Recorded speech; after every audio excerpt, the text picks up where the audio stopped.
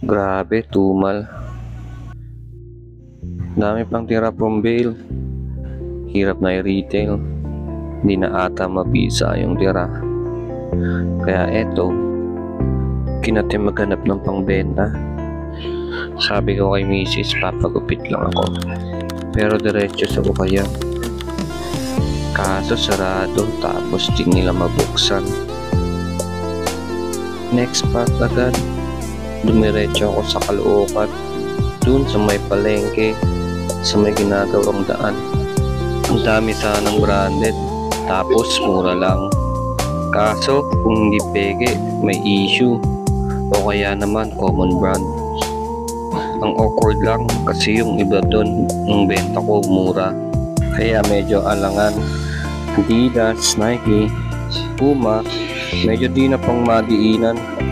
Depende siguro sa condition o design. Depende rin sa price, pero kung 150 above, mahirap na tubuan. Pagupit na muna ako bago umuwi. Titingin pa sana ako sa ibang ukay spots. Kaso ang traffic, tapos may pasok pa ako sa gabi.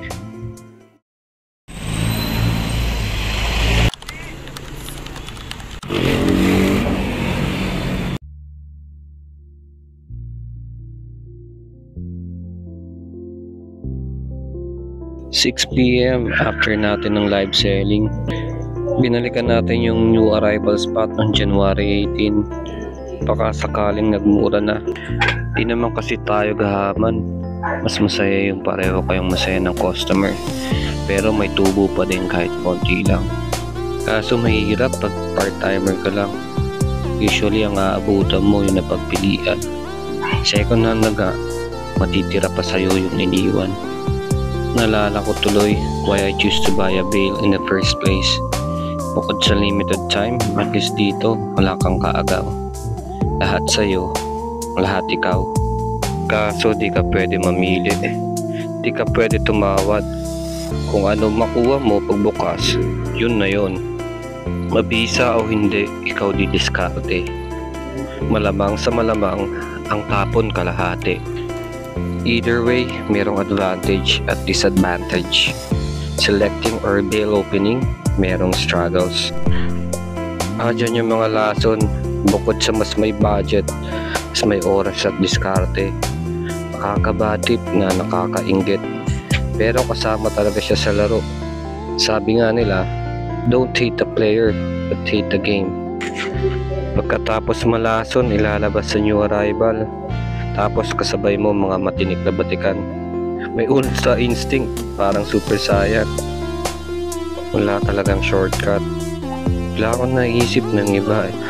Ito yung kabuhayan. Swerte pa din kasi ako part-time lang. Hindi pa kumita, pero di naman ganun kalugi. Para maging sustainable, kailangan ko lang magtiis ng konti. Benta-benta muna, tapos select or bail or steal price ulit. There was this quote na lagi kong sinasabi. Hindi yan paunahan, basta consistent ka lang. Naisip ko tuloy, grabe ang tindan ko din pala. 5 buwan pa lang sa liga, pero ilang daang t-shirt na yung nabenta. Sabi nga nila, basta masaya ka sa ginagawa mo, wala kang kakumpetensya, kundi ang sarili mo, wala nang iba. Kung alin ang mas mahirap, hindi ako sigurado. Pero sigurado ako, selecting man or bail opening, ano man ang tinatahak mong daan, alam ko hindi madali, pero laban lang.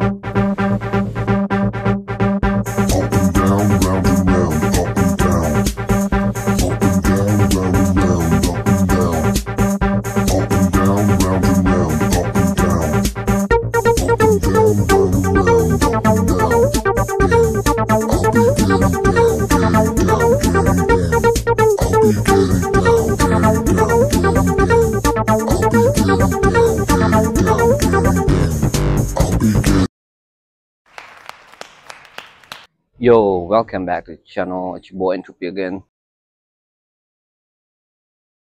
Sabi naman sa intro, ang daming drama. Pero I hope the message is clear. Again guys, kung nagbabalak kayo mag-ukay, Either way, selecting or bill opening, mayroon tayong struggles. Wala talagang shortcut. Pwera na lang kung tataya ka sa xxx.netlog.de. Joke lang. Bro. De joke lang talaga guys. Walang shortcut. Wag na wag nyo tatry magsugal. Ibili nyo na lang ng bagong ukay-ukay na damit. At least kung di nyo mabenta, meron kayong bago, di ba? Ayun, sobrang tumal talaga for this week, guys. Pero salamat pa rin sa Algo kasi di pa rin tayo na zero. So for this week, we sold 27 items from our US bail. And then we sold 5 items dun sa mga narabiso natin. Salamat sa mga bumili, nag-like, nag-subscribe sa ating channel. Kung di pa kayo nakasubscribe, please do so. Yun lang, sobrang laking tulong na nun, guys. Hopefully, ang target natin is ma-monetize by this year. So kahit hindi tayo masyado kumikita sa ukay, kahit man lang sa content creating. Again, thank you sa mga bumibili sa atin. Hindi ko na kayo maisa-isa, pero salamat ulit. Shoutout pala ulit kay Naofumi. Kayo nagpasa sa atin ito. Solid na susi. May konti lang issue, pero goods na to pang PSG. Ito yung Facebook. TikTok niya, follow niyan guys. Madami rin yung solid na items and selector din yan, batang-bata pa. More shout out kay Manunis Cartel. Ito yung kanyang TikTok page. Follow nyo rin yan guys. Kapwa natin selector na sumusuporta sa mga kapwa din natin. Friend, si World of Kobe. Batang-bata rin to, 19 years old. Salamat dun sa mga nagko-comment kung natutuwa kayo sa pinagagawa natin. Maraming salamat for letting me know. And then, of course, thank you din kay Boss Matt Munoz. Sa pinaka-OG selector dito sa San Jose del Monte, Bulacan. Ayan, bumili siya sa atin. Siya yung bumili sa atin ng Dickies. Follow niyo siya guys. Isa yan sa pinakamatinik na maghanap ng mga murang ukayan. For this week, dalawa na lang natira dun sa last week nating na-revisa. Pero madami pa tayong items. So, follow nyo lang ako sa ating mga social media. Ang mga links ay nasa description. Ayun, nakita nyo nga, nag-revisa tayo. Wala tayo nakuha.